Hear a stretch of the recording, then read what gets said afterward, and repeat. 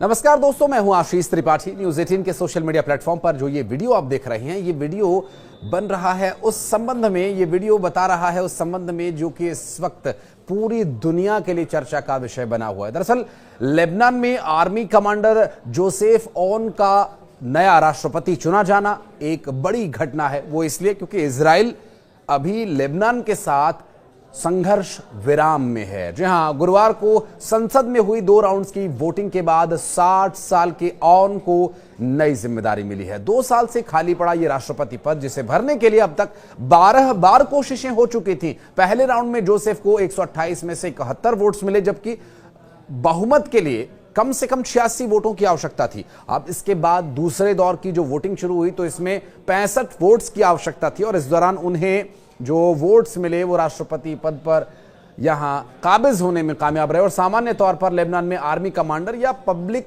Servant अपने इस्तीफे के 2 साल तक राष्ट्रपति नहीं बन सकता। हालांकि ऑन के केस में ऐसा नहीं हुआ। वे अब तक राष्ट्रपति बनने तक आर्मी चीफ भी थे और पूर्व राष्ट्रपति मिशेल अमेरिका सऊदी के पसंदीदा उम्मीदवार थे। और लेबनान में राष्ट्रपति के लिए वोटिंग ऐसे समय में हुई है जब हाल ही में इजराइल और लेबनान के आतंकी समूह हिजबुल्लाह के बीच 14 महीने से चल रहे युद्ध को रोकने के लिए डील हुई थी। पूर्व राष्ट्रपति मिशेल ऑन अमेरिका और सऊदी अरब के पसंदीदा उम्मीदवार माने जा रहे थे। इनकी देखरेख में युद्ध के बाद लेबनान को फिर से स्टैंड अप करने यानी खड़ा करने के लिए प्रयास चल रहे थे, चर्चा चल रही थी। और मिशेल का कार्यकाल अक्टूबर 2022 में खत्म हुआ था और तब से राष्ट्रपति पद खाली था। राष्ट्रपति चुनाव के लिए हिजबुल्लाह ने वहां ईसाई समुदाय की एक पार्टी के प्रमुख सुलेमान फ्रांगीह को समर्थन देने का भी ऐलान किया। और इतना ही नहीं, फ्रांगीह का सीरिया के पूर्व राष्ट्रपति बशर अल असद के साथ गहरा संबंध भी रह चुका है। फ्रांगीह ने बुधवार को राष्ट्रपति उम्मीदवारी से अपना नाम वापस लेकर ऑन को समर्थन करने का ऐलान किया था। इसके बाद जोसेफ ऑन का राष्ट्रपति बनना और आसान भी हो गया। दरअसल वॉशिंगटन डीसी के सीनियर फेलो रेडा स्लिम के मुताबिक इजराइल के साथ युद्ध में सीरिया में अपने सहयोगी असद के पतन के बाद हिजबुल्लाह सैन्य और राजनीतिक तौर पर कमजोर हुआ।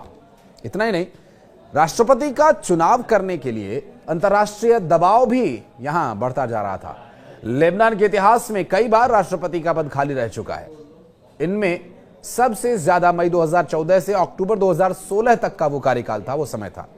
दरअसल राष्ट्रपति पद पर कोई न हो या राष्ट्रपति की कुर्सी खाली रहे, ये एक अपने आप में एक चिंता की बात है, परेशानी का सबब है, प्रशासनिक स्तर पर कमजोरी का उदाहरण भी इसे कह सकते हैं। हालांकि इसके बाद मिशेल ऑन को राष्ट्रपति अब चुन लिया गया था और लेबनान में राष्ट्रपति का पद वहां के पावर शेयरिंग फॉर्मूले पर तय होता है।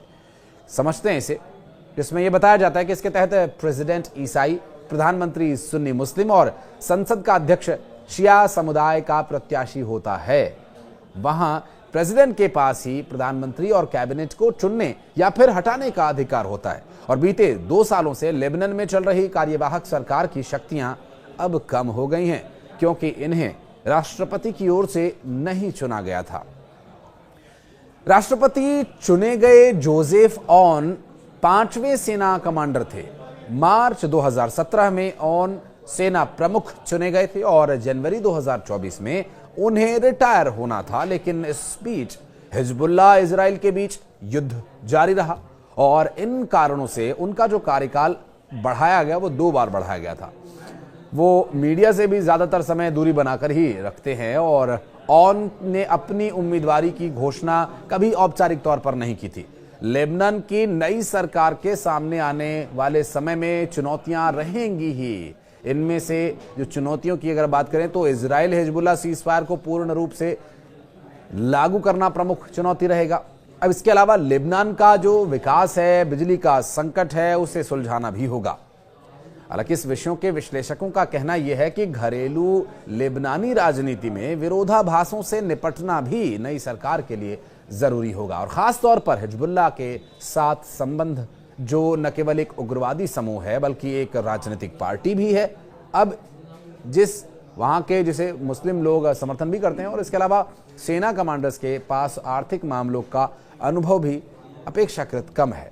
अब इसका मतलब ये भी है कि अपने सलाहकारों पर वो बहुत अधिक निर्भर भी रह सकते हैं। आने वाले समय में इनके लिए चुनौतियां ये होंगी कि अगर ये पद पर आते हैं तो पद पर रहते हुए इस संघर्ष विराम को पूर्ण विराम में बदला जाए। क्या ये पूर्ण विराम में बदल पाएंगे, या एक बार फिर राष्ट्रपति होने के नाते और पूर्व सेनाध्यक्ष भी होने के नाते ये युद्ध की रणनीतियां बनाते नजर आएंगे। बहरहाल इजराइल और लेबनान दोनों हिजबुल्लाह के उस कदम पर निर्भर करता है ये कि क्या वो आगे आने वाले समय में शांति चाहते हैं अपने देशवासियों के लिए। नहीं, आप इस वीडियो के बारे में कुछ कहना चाहते हैं तो कमेंट सेक्शन में जरूर बताइएगा। धन्यवाद।